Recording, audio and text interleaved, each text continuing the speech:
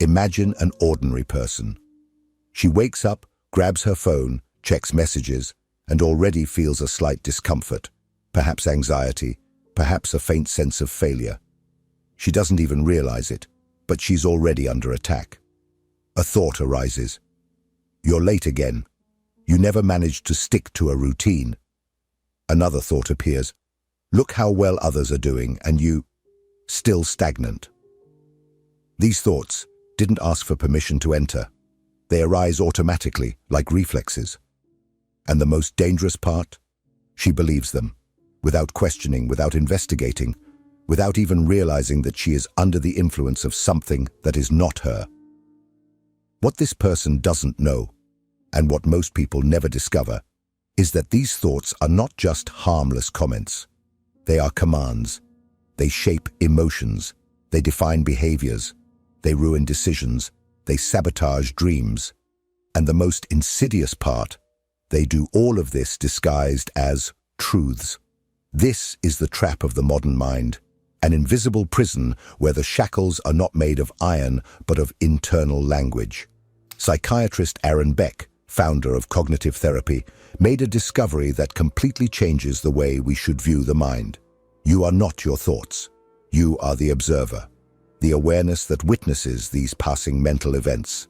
It seems simple, but this distinction is the fine line between psychological freedom and emotional imprisonment. Because when you believe that I am a failure, you are not just having a thought, you are merging with it. You are identifying with it as if it were your essence. And that's where the thought wins. Beck called this phenomenon cognitive fusion, and his thesis is as profound as it is frightening. Most of our emotional suffering does not come from the external world, not even from our deepest traumas, but from the way we think about them, and more, from how we automatically accept these thoughts as if they were absolute truths. Thoughts like, I am inadequate, no one likes me, everything will go wrong, are not simple ideas. They are distorted filters that interpret reality for you, shaping everything you see, feel, and do.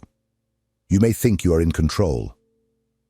But if you cannot observe a thought without identifying with it, who is really in charge of your life? The human mind, when not understood, acts like a parasite.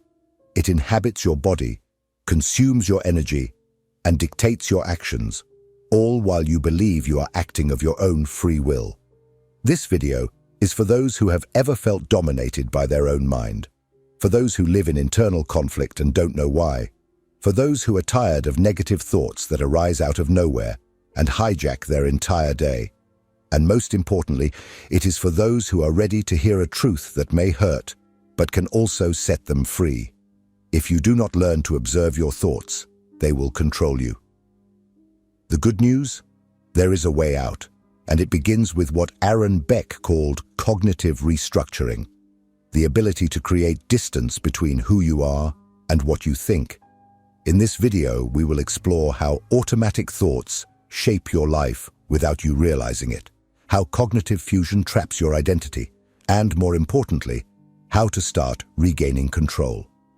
Because your mind can be your greatest enemy or your most powerful tool. The choice, for the first time, may be yours.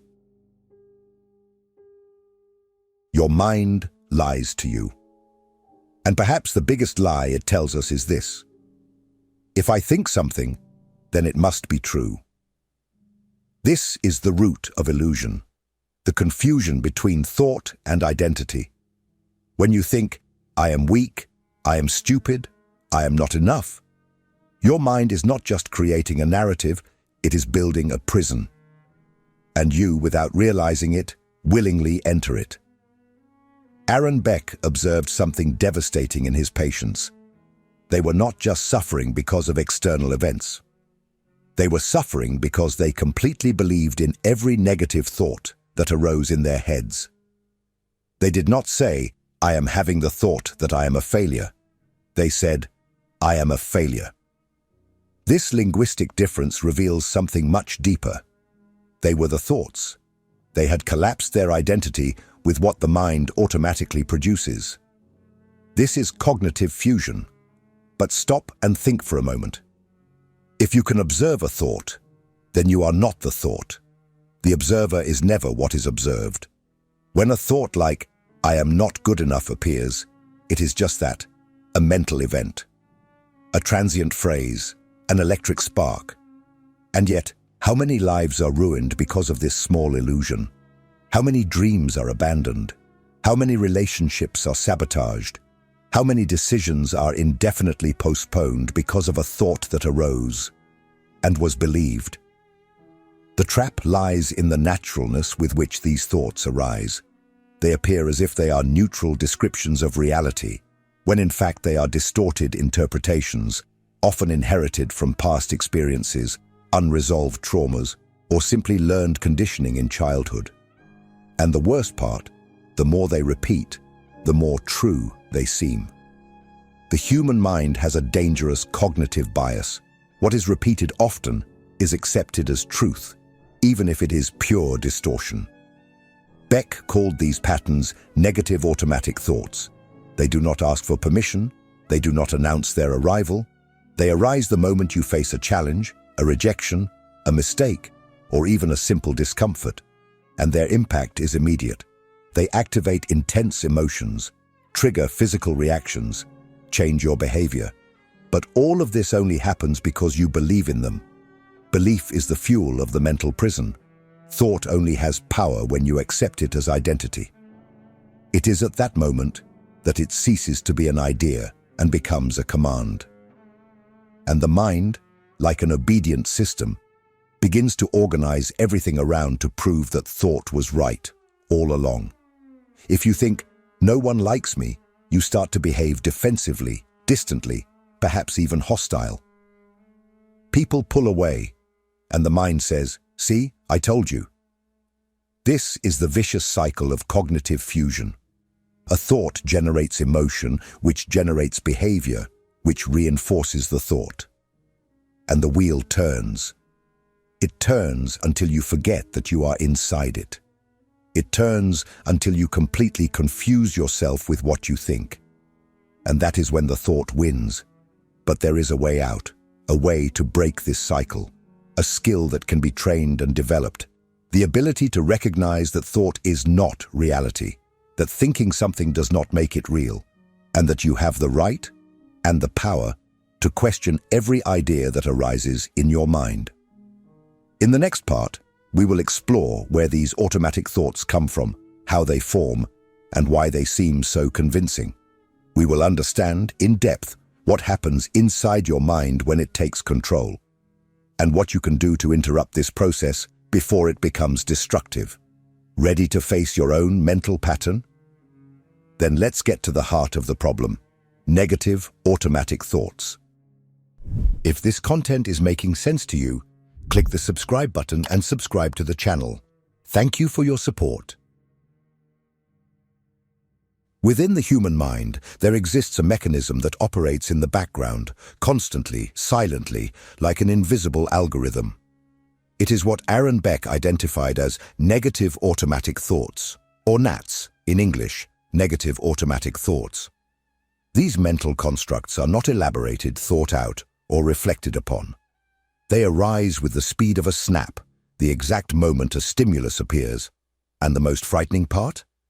They seem absolutely real. You arrive late to work and think, "I'm irresponsible." You receive criticism, and your mind races. "I never do anything right." You see someone you care about distancing themselves and immediately conclude, "People always abandon me." None of these thoughts were chosen. They emerged. And no matter how irrational they may seem under cold analysis, in the heat of emotion, they sound like absolute truths. That is the trap. Beck realized that these thoughts do not come from nowhere. They are shaped by cognitive schemas, internal structures built over a lifetime, often since childhood. They are like lenses through which you interpret the world. And if those lenses are distorted by past rejections, unprocessed traumas, or constant criticism, what you see will be equally distorted. The NATs are not just fleeting thoughts. They are emotional triggers. When you think, "I am useless," you immediately feel sadness, shame, or anger. The body reacts. The heart races, the stomach tightens, the muscles tense. This emotion shapes your behavior. You withdraw, sabotage yourself, remain silent, hide. And the worst part, this behavior reinforces the initial thought. You act like someone useless, and the mind says, "See? I was right." Beck classified the gnats according to patterns of cognitive distortion that repeat across different people and contexts. One of the most common is catastrophizing, a tendency to imagine the worst possible scenario. A mistake becomes a tragedy. A problem becomes a collapse. Another pattern is mind reading. You believe you know what others think of you, usually something negative. "She thinks I'm pathetic. They are laughing at me." There is also overgeneralization. A single failure becomes proof that you always fail. "This never works out. I ruin everything." These distortions create a parallel reality, a reality where everything seems hostile, dangerous, and without escape. And the cruelest part? You believe you are seeing the world clearly. You do not realize you are inside a maze built by your own thoughts, a maze with no exit, where every path leads back to pain. But why does the mind do this? The answer lies in its primitive function: survival. The human brain evolved to detect threats, predict dangers, and avoid rejection. It prefers to err on the side of caution rather than lack of it. The problem is that, in modern life, this protective function has turned into sabotage. What once protected us from predators now prevents us from living fully. The mind does not distinguish past from present, nor reality from imagination. A negative thought is enough to trigger the entire alarm system, even if it is false. And if you are fused with that thought, it not only affects you, it commands you. It dictates your emotions, manipulates your decisions, defines who you believe you are. You become a puppet of your own distorted cognition. But there is a breaking point, a moment when you can look at a thought and say, "Wait, is this true, or is it just a repeated pattern that I never questioned?" That is the beginning of liberation, and that is exactly what Beck proposed with his most powerful technique, cognitive restructuring. In the next part, we will dive into this transformative process. We will explore how to create space between you and your thoughts, how to challenge, reframe, and replace the ideas that have been sabotaging your life. Because if you cannot stop thoughts from arising, you can learn not to believe them, and that simple choice can change everything. The mind can be a tyrant, but it can also be trained.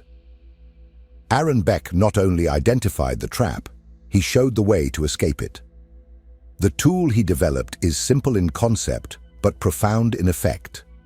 Cognitive restructuring, a technical name for an essential skill that no one taught us in school: questioning our own thoughts. Most people live in a state of cognitive hypnosis. They do not realize that they are constantly reacting to interpretations, not to facts.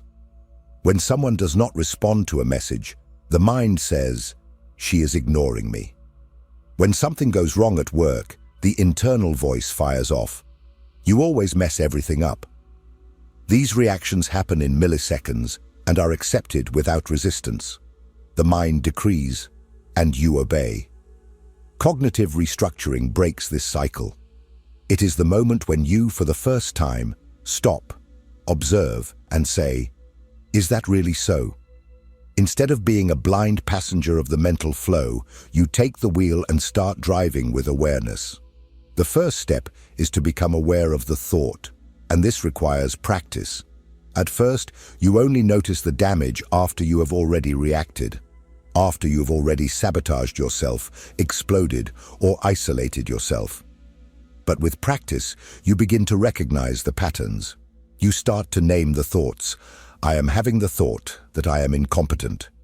It seems like a small change, but it is immense. Because by saying, I am having the thought, that you place yourself in the position of an observer, you create space between the self and the mental content. That space is everything. It is the difference between being dominated and having choice, between reacting and responding, between sinking and breathing. The second step is to interrogate the thought. Beck proposed simple yet extremely powerful questions. Is this a fact or an interpretation? What evidence supports this thought? What evidence contradicts it? Is there another way to see this situation? These questions force the mind to shift from automatic mode to analytical mode. You cease to be a victim of the mental narrative and become its editor. For example, when thinking, I am a failure, you might ask, is this a fact? What have I achieved in the past few years? Am I ignoring my victories? Suddenly, the thought begins to lose strength. It ceases to be a dogma and becomes just a thought. And thoughts can be changed. The third step is to replace the dysfunctional thought with a more realistic and functional alternative. This does not mean repeating false affirmations or empty phrases. It means building a new narrative based on evidence and balance. For example, instead of I am a failure, you might rephrase, I have made mistakes, but I have also had achievements. I am learning and evolving. This new way of thinking is not toxic optimism. It is clarity. It is recognizing reality without the lenses of distortion. This process does not erase negative thoughts. They will continue to arise. But now, instead of automatically believing them, you see them for what they really are: passing mental events, noise of the mind.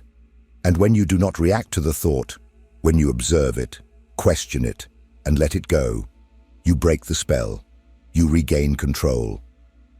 Beck said that the goal is not to eliminate negative thoughts, but to change the relationship we have with them.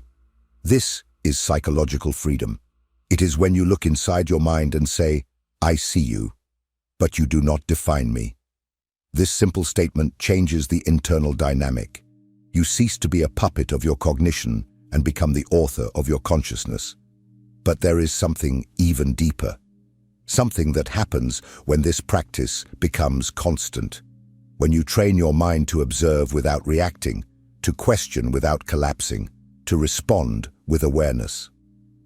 At this stage, something extraordinary happens. You begin to change your own emotional structure. The thoughts not only lose strength, the emotions they triggered also dissolve over time. In the next part, we will explore exactly this. How the practice of cognitive restructuring transforms your emotional life. How it prevents you from being hijacked by anxiety, dominated by anger, or paralyzed by guilt. Because thoughts shape emotions. But when you change the thoughts, you change everything. Most people believe that their emotions are directly caused by the events they experience. They lose a job, end a relationship, receive criticism, and immediately feel sadness, anger, shame, anxiety. But Aaron Beck revealed a deeper and more disturbing truth. It is not the facts that determine what we feel, but the way we think about them. Emotion does not arise from reality. It arises from the interpretation we make of it. And these interpretations, as we have seen, are often distorted. If you interpret the end of a relationship as, no one will ever love me again, it is not the end itself that hurts. It is the story your mind told about it. If you interpret a failure at work as, I am a complete failure, it is not the mistake that destroys your self-esteem. It is the conclusion drawn from it. Emotional suffering is largely constructed, and if it is constructed, it can be dismantled. This is where the true power of cognitive restructuring comes in. It allows you to separate thought from emotion. When you observe a thought, instead of collapsing with it, you create an internal space where emotion does not automatically settle. You gain time to reflect, to breathe, to choose. This time is what differentiates an impulse from a response. It allows you to feel anxious without being consumed by anxiety, to notice anger without exploding in aggression, to recognize guilt without sinking into self-deprecation. This space between stimulus and response is the territory of emotional freedom, and it is only accessible when you stop treating thoughts as absolute truths. When you understand that a thought does not need to be fought or eliminated, just observed.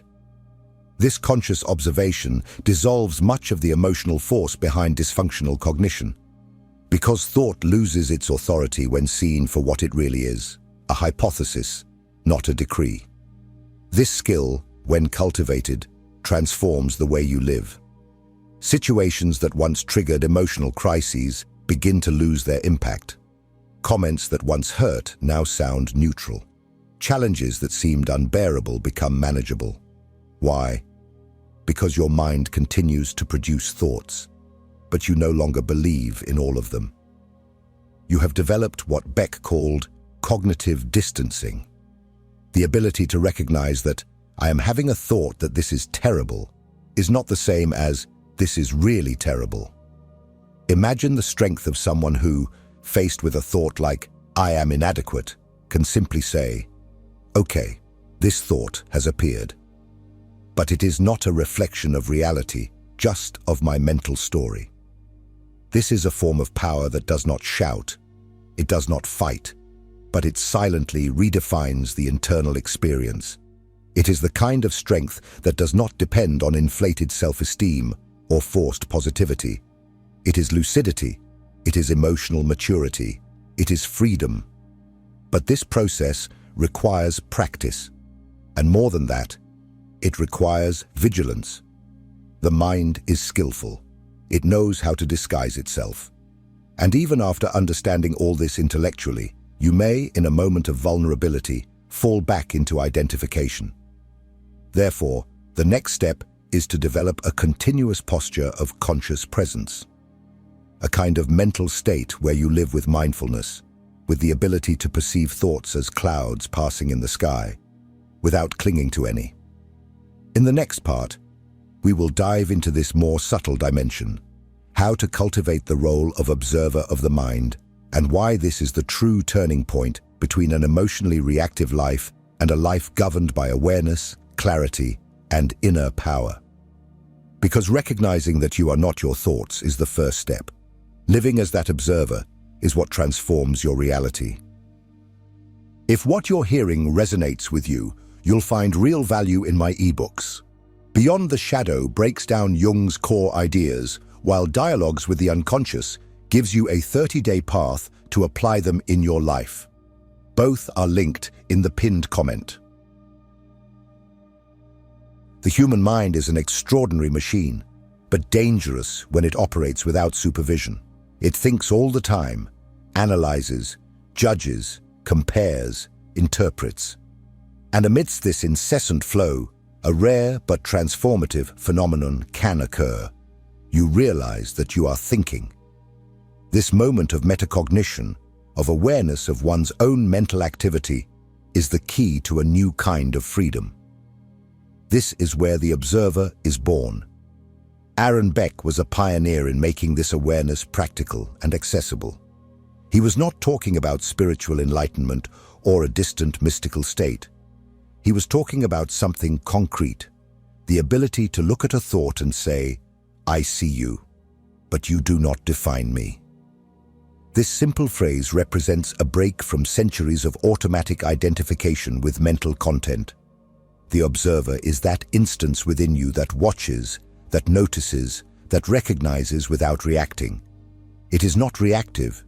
It is not trapped in fear, urgency, or the need to be right. It simply sees, and in that seeing, it dissolves. Because an observed thought loses its commanding power. It ceases to be an imperative and becomes a transient event, like the sound of a car passing on the street. Present, but irrelevant. But cultivating this observer is not easy. It requires training, patience, and above all, mental discipline. The mind will resist. It will scream. It will try to pull you back into identification. It will use old stories, painful memories, familiar phrases. It will try to convince you that this is different, this you need to take seriously. But it is not. It is just another thought. The practice of observing without merging is a daily exercise, and it starts in the simplest moments. When a thought arises, "I won't succeed. She rejected me because I am useless. This will go wrong." Stop. Breathe. Name what is happening. "I am having a negative automatic thought." Just that. Naming is already an act of disidentification. It is like turning on a light in a dark room. What once seemed an absolute truth now reveals itself as just a mental construct. Over time, you begin to anticipate thoughts. They arise, and you already see them coming like old acquaintances. You greet them, but do not invite them in. They pass, and you remain. This is the power of the observer. It is the fixed point amidst the mental storm. It is the space between stimulus and reaction. It is where your freedom resides. But this state of presence is not just a cognitive technique. It is a lifestyle. Living as an observer means stopping the fight against thoughts and starting to understand them as part of the mind's functioning, not of your identity. You do not choose what the mind thinks, but you can choose how you respond. And this choice, made consciously and repeated consistently, begins to shape a new pattern, a pattern of lucidity. From this new internal place, you begin to perceive something even deeper. Many of the most destructive thoughts in your mind are not even yours. They were planted by voices from the past, parents, teachers, traumatic experiences, social patterns. They are inherited phrases, unconscious programming. And you repeated them so many times that you came to believe they were part of who you are. In the next and final step of our journey, we will look at this programming with clarity. We will understand how to stop being a puppet of inherited thoughts and start living with psychological autonomy. Because now that you have learned to observe, it is time to go further. It is time to regain the power to choose who you are, above what your mind says you should be. Now that you understand the game, everything changes. Because what once seemed like an uncontrollable chaos inside your mind, an avalanche of negative thoughts, automatic judgments, self-destructive narratives, now reveals itself as a system. A system that can be understood, deactivated, reconfigured. The moment you place yourself in the position of an observer, you take back the control that has always been yours but was dormant. The truth is brutal but liberating. For much of your life, you have been programmed. Not out of bad intention, but through conditioning. Family members, teachers, authority figures, and traumatic experiences have left marks. Phrases like, "You are lazy," "You will never succeed," "No one will love you this way," are not just memories. They are internalized thoughts that repeat as if they were your own ideas. But they are not. They are echoes. Echoes of the past that continue to operate in the present, unchallenged. These voices have shaped your self-esteem, your choices, your limits. They have created an identity based on fear, inadequacy, guilt, and insufficiency. And you believed, for years, decades perhaps. And that is why breaking this cycle is not just a matter of understanding the process cognitively. It is a matter of courage. Because facing these thoughts with clarity means recognizing that you have been controlled by them, that you have acted against yourself, believing you were just being realistic. But there is an even more powerful piece of news. You are not your mind, and you never were. The mind is a tool. Complex, powerful, wonderful, but a tool. And when you believe you are what it thinks, you become a slave to the instrument. You live defensively, always reacting, always afraid, always trying to prove that you are enough. But when you sit on the throne of consciousness and start to use the mind instead of being used by it, everything changes. True freedom is not the absence of negative thoughts. It is the ability to see them without getting lost in them. It is looking at the mind and saying, I recognize this story, but I don't need to live it again. It is the power to choose new responses, new interpretations, new paths. This is psychological autonomy. This is inner sovereignty. And yes, it will hurt. It will hurt to realize that much of what you suffered was unnecessary. It will hurt to face the responsibility of change. It will hurt to abandon the identity built on pain, inadequacy, and failure. But this pain is part of the liberation process. Because when you stop running from it and start to look honestly at who you are, beneath the thoughts, you find something that no mental narrative can destroy. Your essence. You are not the thought that you are weak. You are not the thought that you are not enough. You are not the thought that you have failed. You are the one who observes all of this and still remains. You are the space where all these thoughts come and go, but that never disappears. And it is in this space that true power resides. The power to stop, breathe, and consciously choose who you want to be, what you want to believe, and how you want to live. If this has touched you in any way, leave in the comments. Which automatic thought dominates you the most today? What is that phrase that your mind repeats and that you are now willing to question? Sharing this could be the first step to breaking the cycle. And remember, this journey does not end here. The next video is an essential continuation of this transformation. It will show you what is still operating in the deeper layers of your psyche. Don't ignore it. Watch it. Because you deserve more than to live controlled by your own mind. You deserve to live in full awareness. See you there.